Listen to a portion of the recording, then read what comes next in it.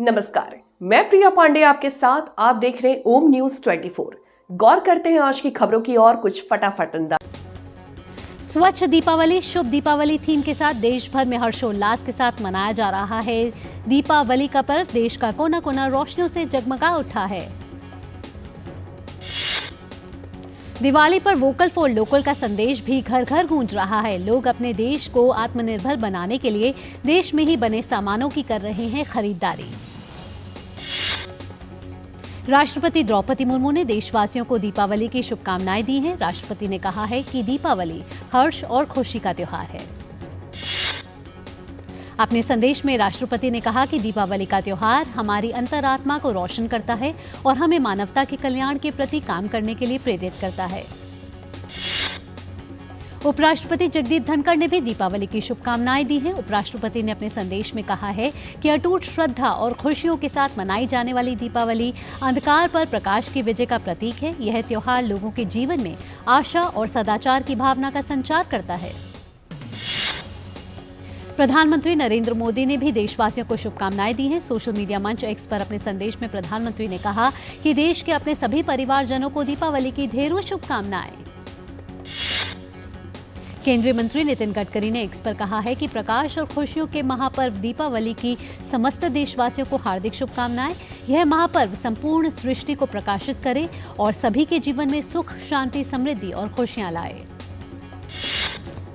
Britain के प्रधानमंत्री ऋषि सुनक ने भी दीपावली की शुभकामनाएं दी हैं। ऋषि सुनक ने कहा है कि रोशनी का यह त्योहार चीजों को बेहतर बनाने के लिए बदलाव का एक दृढ़ संकल्प और अंधेरे पर प्रकाश की विजय का प्रतीक है, जो उज्जवल कल का प्रतिनिधित्व करता है।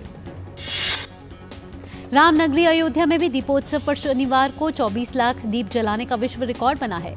इस मौके पर गिनीज बुक ऑफ रिकॉर्ड की टीम ने मुख्यमंत्री योगी आदित्यनाथ को विश्व रिकॉर्ड का प्रमाण पत्र सौंप दिया है। दिवाली के मौके पर दीपोत्सव की दिव्यता और उसकी भव्यता को बढ़ाने के क्रम में musical light and laser show के नव्य अयोध्या जी के मनमोहक झलकियां आकर्षण का केंद्र रही।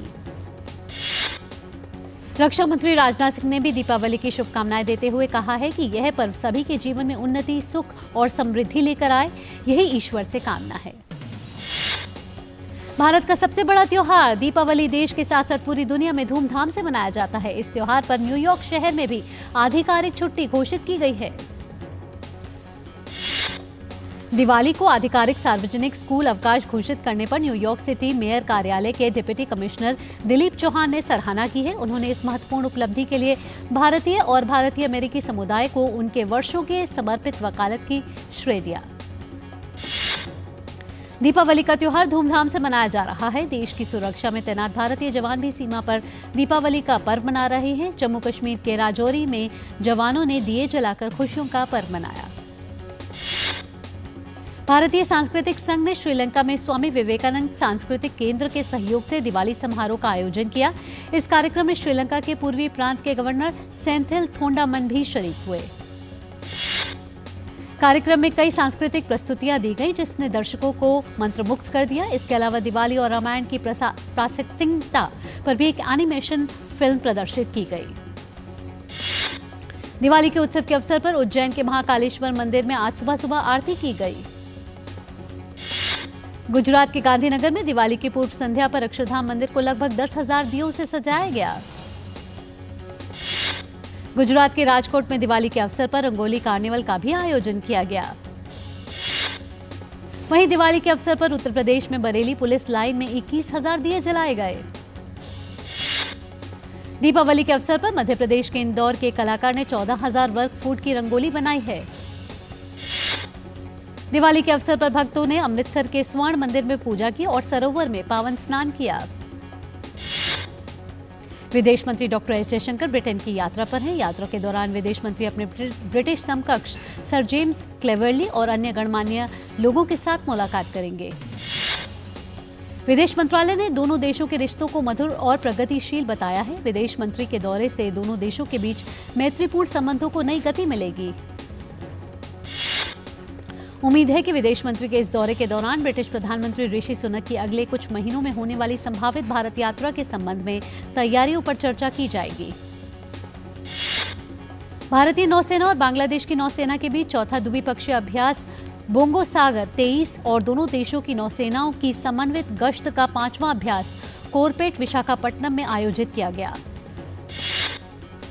दोनों देशों की नौसेनाओं के पोतों और विमानों ने अंतर्राष्ट्रीय समुद्री सीमा पर संयुक्त गश्त की और आपस में समन्वय को बेहतर बनाने के लिए समुद्र में अभ्यास किया। भारतीय नौसेना के कुठार, किल्टन पोतों और समुद्री गश्ती विमान डोर्नियर ने अभ्यास में भाग लिया।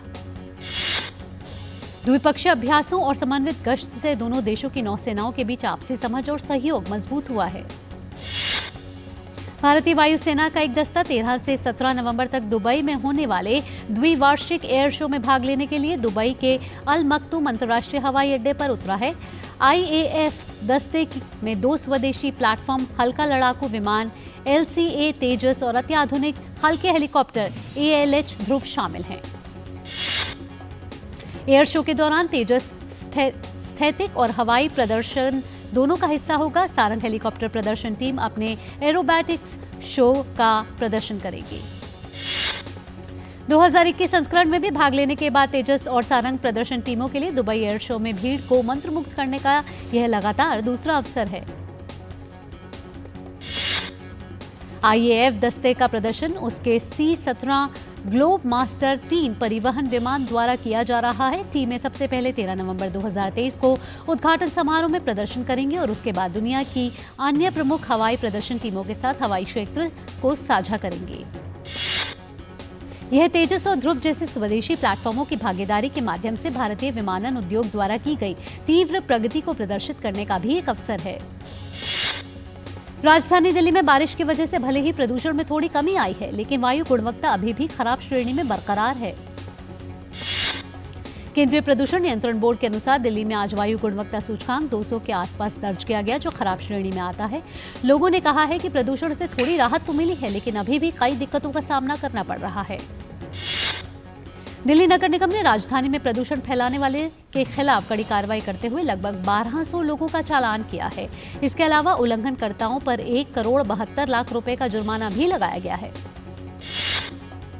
निगम के अधिकारियों ने बताया है कि अभियान के तहत पहले से 10 नवंबर तक खुले में आग जलाने के मामले में 183 लोगों और निर्माण स्थलों पर 823 लोगों का चालान किया गया है।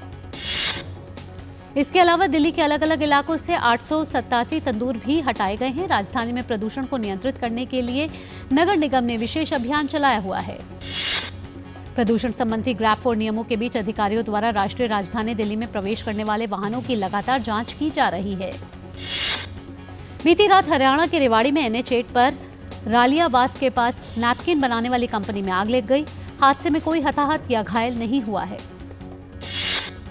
भारी भीड़ के कारण सूरत रेलवे स्टेशन पर भगदड़ की स्थिति बन गई, जिसमें एक व्यक्ति की मौत हो गई है, जबकि 3 अन्य घायल हुए हैं।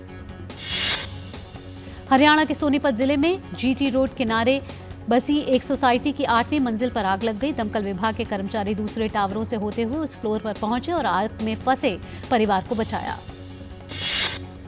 प्रवर्तन निदेशालय द्वारा नौकरी के बदले जमीन घोटाले से जुड़े मनी लॉन्ड्रिंग मामले में गिरफ्तार किए गए कारोबारी अमित कात्याल को शनिवार को दिल्ली की विशेष अदालत में पेश किया गया है, जहां से उन्हें 16 नवंबर तक ED की हिरासत में भेज दिया गया है।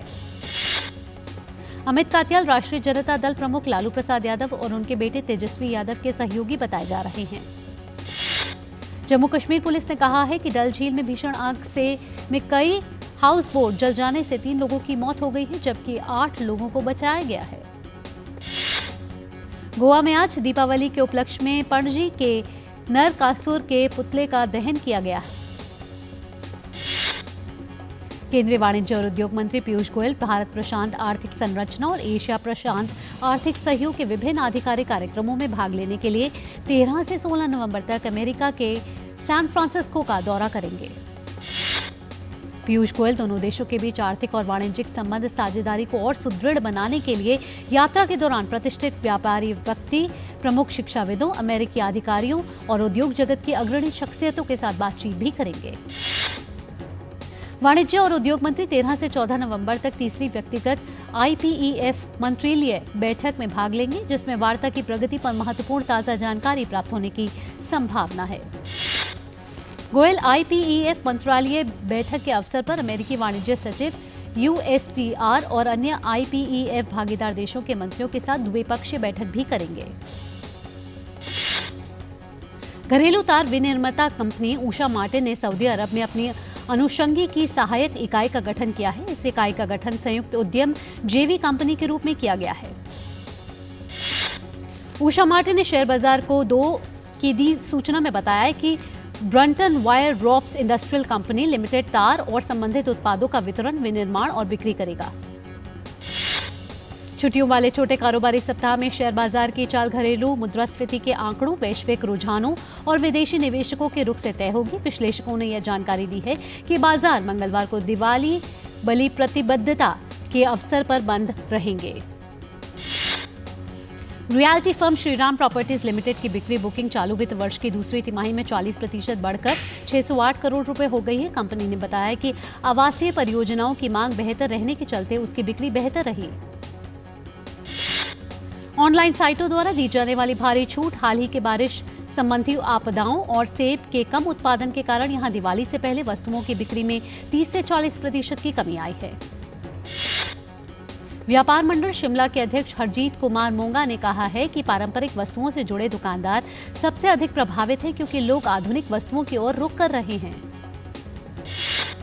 इसके अलावा ऑनलाइन साइटों द्वारा भारी छूट, 14 दिन में मुफ्त एक्सचेंज के साथ दरवाजों पर रुपए का भुगतान करने की पेशकश ने शिमला के दुकानदारों की बिक्री पर बड़ा असर डाला है और बिक्री में 30 से 40% की गिरावट आई है।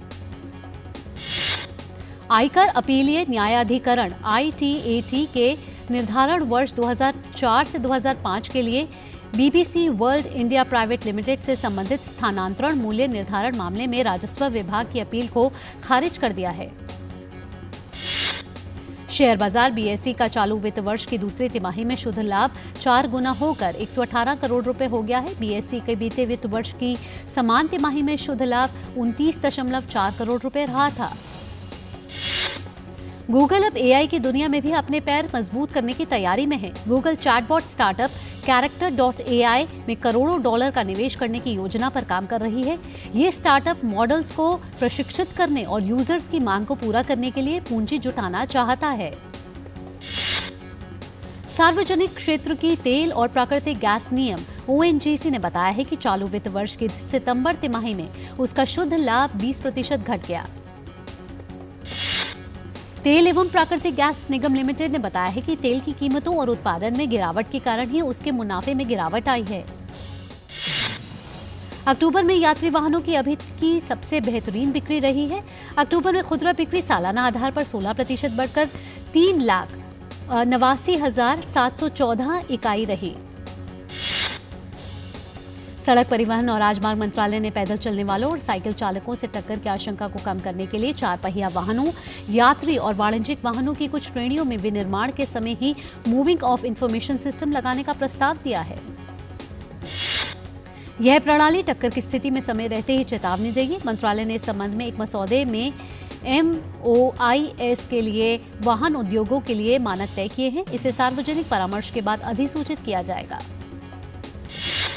कोल इंडिया ने जुलाई-सितंबर 2023 की तिमाही के नतीजों का ऐलान किया है। इस ऐलान में कंपनी ने अपने वित्तीय प्रदर्शन की जानकारी दी है। कोल इंडिया ने नियामक फाइलिंग में कहा है कि सितंबर तिमाही में उनका कुल मुनाफा 12% बढ़ के 6,799 करोड़ रुपए हो गया था।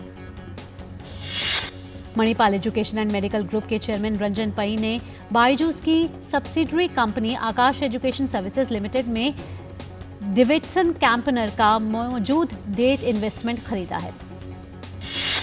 सऊदी अरब के विदेश मंत्री प्रिंस फैसल बिन फरहान ने एक प्रेस कॉन्फ्रेंस में कहा है कि गजा के भविष्य के बारे में कोई भी बात केवल तत्काल युद्ध विराम के बारे में ही होनी चाहिए।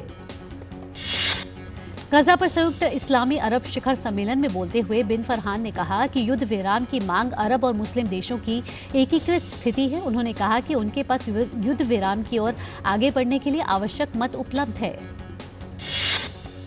जिनेवा में संयुक्त राष्ट्र में फिलिस्तीनी राजदूत इब्राहिम क्रैशी ने कहा है कि जब आप नेताओं को कानून का सम्मान करते हुए देखते हैं तो ऐसे कई महत्वपूर्ण अंतर्राष्ट्रीय कानून हैं जिन्हें लागू किया जा सकता है।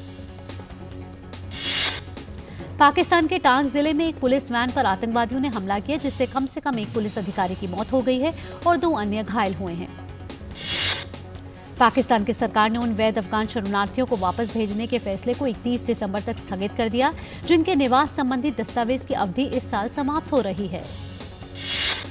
पाकिस्तान के भ्रष्टाचार रोधी निकाय ने राजमार्ग परियोजना में हुए भ्रष्टाचार में कथित तौर पर शामिल रहे पूर्व संघीय मंत्री फवाद चौधरी को पूछताछ के लिए बुलाया है। जेल में बंद पाकिस्तान के पूर्व प्रधानमंत्री इमरान खान की पत्नी बुशरा बीबी को भ्रष्टाचार के कथित मामले में गिरफ्तार किया जा सकता है। राष्ट्रीय जवाबदेही ब्यूरो बुशरा बीबी को कथित तौर पर प्राप्त कुछ राशि से संबंधित सबूत के हिस्से की जांच कर रहा है। फिलिस्तीन के स्वास्थ्य मंत्री माए अल कैला ने बिजली कट जाने और अस्पताल में ऑक्सीजन और दवा की कमी होने के बाद गजा के अल शिफा अस्पताल की ओर से तत्काल हस्तक्षेप का आह्वान किया। गजा स्वास्थ्य मंत्रालय के प्रवक्ता ने कहा है कि फिलिस्तीनी क्षेत्र के सबसे बड़े अल शिफा अस्पताल परिसर में ईंधन खत्म होने के बाद शनिवार को परिचालन निलंबित कर दिया गया है। बिरयानी और सिंगापुर में इंडियन रोजक के नाम से जाने जाने वाले एक व्यंजन देश के पसंदीदा हॉकर फूड प्रतियोगिता के 12 विजेताओं में शामिल है। ईरान के राष्ट्रपति इब्राहिम राइसी ने कहा है कि बात करने के बजाय गजा में संघर्ष पर कार्रवाई करने का समय आ गया है। मार्च में तेहरान और रियाद के बीच वर्षों की शत्रुता समाप्त होने के बाद से यह किसी ईरानी राष्ट्राध्यक्ष की सऊदी अरब की पहली यात्रा है। ईरान के राष्ट्रपति इब्राहिम राइसी गजा संकट पर एक असाधारण संयुक्त इस्लामी अरब शिखर सम्मेलन में भाग लेने के लिए रियाद पहुंचे। और अब बात क्रिकेट की। आईसीसी विश्व कप क्रिकेट में आज भारत और नीदरलैंड्स की टीम आज बेंगलुरु में आमने सामने होंगी। टीम इंडिया इस मैच को अपने नाम करते हुए जीत का सफर जारी रखना चाहेगी। मौजूदा विश्व कप में भारतीय टीम का सफर शानदार रहा है। रोहित शर्मा की कप्तानी वाली टीम ने अब तक खेले गए 8 के 8 मैचों में शानदार जीत दर्ज की है, सेमीफाइनल में जगह बनाई है। वहीं इस विश्व कप में नीदरलैंड्स का सफर निराशाजनक रहा है। नीदरलैंड्स की टीम ने अब तक 8 मैच खेले हैं, जिसमें से उसे 2 मुकाबलों में ही जीत मिली है। ऐसे में ये टीम सेमीफाइनल की रेस से पहले ही बाहर हो चुकी है। आईसीसी विश्व कप क्रिकेट के सेमीफाइनल मुकाबले तय हो गए हैं। पहला सेमीफाइनल मुकाबला भारत और न्यूजीलैंड के बीच बुधवार को मुंबई के वानखेड़े स्टेडियम में खेला जाएगा। वहीं दूसरा सेमीफाइनल बृहस्पतिवार को कोलकाता के ईडन गार्डन्स में ऑस्ट्रेलिया और दक्षिण अफ्रीका के बीच होगा। इंग्लैंड ने पाकिस्तान को अपने अंतिम लीग मैच में 93 रनों से हरा दिया। इंग्लैंड ने 337 रन के जवाब में पाकिस्तान की टीम को 43 ओवर और 3 गेंदों में सभी विकेट खोकर 244 रन बना सके। इंग्लैंड ने पहले बल्लेबाजी करते हुए निर्धारित 50 ओवर में 9 विकेट गंवाकर 337 रन बनाए। इंग्लैंड के लिए बैन स्टोक्स ने 84, तो रूट ने 60 और जॉनी बेयरस्टो ने 59 रन की पारी खेली। पाकिस्तान के लिए हारिस रऊफ ने सर्वाधिक 3 विकेट लिए। क्रिकेट विश्व कप के 43वें मैच में ऑस्ट्रेलिया ने बांग्लादेश को 8 विकेट से हरा दिया। बांग्लादेश ने पहले बल्लेबाजी करते हुए 306 रन बनाए। जवाब में ऑस्ट्रेलिया की टीम ने 44 ओवर और 4 गेंद में 2 विकेट के नुकसान पर लक्ष्य विजय हासिल कर लिया। ऑस्ट्रेलिया के लिए मिचेल मार्श ने शानदार बल्लेबाजी करते हुए नाबाद 177 रन बनाए। स्टीव स्मिथ ने नाबाद 63 रन की पारी खेली। डेविड वार्नर ने 53 रन बनाकर आउट हो गए। वहीं बांग्लादेश के लिए तौहीद हृदोय ने सबसे सर्वाधिक 74 रन की पारी खेली। वहीं ऑस्ट्रेलिया की ओर से शॉन एबॉट और एडम जाम्पा ने 2-2 विकेट लिए। वहीं मार्कस स्टोइन्स को 1 विकेट मिला। YRF स्पाई यूनिवर्स ने दुनिया भर में लगभग 2400 करोड़ रुपए की कमाई की है। टाइगर 3 यशराज फिल्म्स की अगली स्पाई यूनिवर्स फिल्म है। टाइगर 3 12 नवंबर को थिएटर में प्रदर्शित होने वाली है। सलमान खान और कैटरीना कैफ ने नोट लिखकर दर्शकों से टाइगर 3 के स्पॉइलर को लीक न करने को कहा है। इस फिल्म में इमरान हाशमी भी हैं। तेलुगु अभिनेता और हास्य अभिनेता सुनील ममूटी की आगामी फिल्म टर्बो के माध्यम से अपना मलयालम डेब्यू करने वाले हैं, जिसमें सुनील ममूटी मुख्य भूमिका में होंगे और इसका निर्देशन वैशाख ने किया है। फिल्म निर्माता किरण राव ने एक इवेंट में बॉलीवुड के मुद्दे पर बात की। साथ ही उन्होंने 2019 की फिल्म कबीर सिंह का उल्लेख किया। अभिनेत्री नयनतारा ने अरमम के 6 साल पूरे होने पर एक भावुक नोट लिखा। नयनतारा ने अपने इंस्टाग्राम हैंडल पर एक नोट के साथ फिल्म का एक पोस्टर साझा किया, जिसमें वे खुद भी नजर आ रही हैं। श्यामी खेत ने और Abhishek Bachchan starrer sports drama Ghoomer पर अपनी चुनौतीपूर्ण भूमिका निभाने के अनुभव के बारे में बात कही है। श्यामी खेत ने घूमर में अपनी भूमिका को सबसे भावनात्मक रूप से थका देने वाला अनुभवों में से एक बताया है। एक्ट्रेस रश्मिका मंदाना के डीप फेक वीडियो मामले में दिल्ली पुलिस ने अज्ञात लोगों के खिलाफ एफआईआर दर्ज की है। इस मामले में दिल्ली महिला आयोग ने पुलिस को भी नोटिस भेजा था। बॉलीवुड अभिनेता रणवीर सिंह ने कथित तौर पर मुंबई के गोरेगांव इलाके में अपने 2 अपार्टमेंट बेचे हैं। रणवीर सिंह फरहान अख्तर के निर्देशन में बनने वाली फिल्म डॉन 3 में अभिनय करने वाले हैं। 2006 में रिलीज हुई मूल डॉन में शाहरुख खान, प्रियंका चोपड़ा और बोमन ईरानी की भूमिकाएं निभाई थीं। 2024 ग्रैमी अवार्ड्स के लिए नामांकन आधिकारिक तौर पर जारी हो गए हैं। रिकॉर्डिंग अकादमी ने 66वें वार्षिक पुरस्कार समारोह के लिए नामांकित व्यक्तियों की घोषणा की है।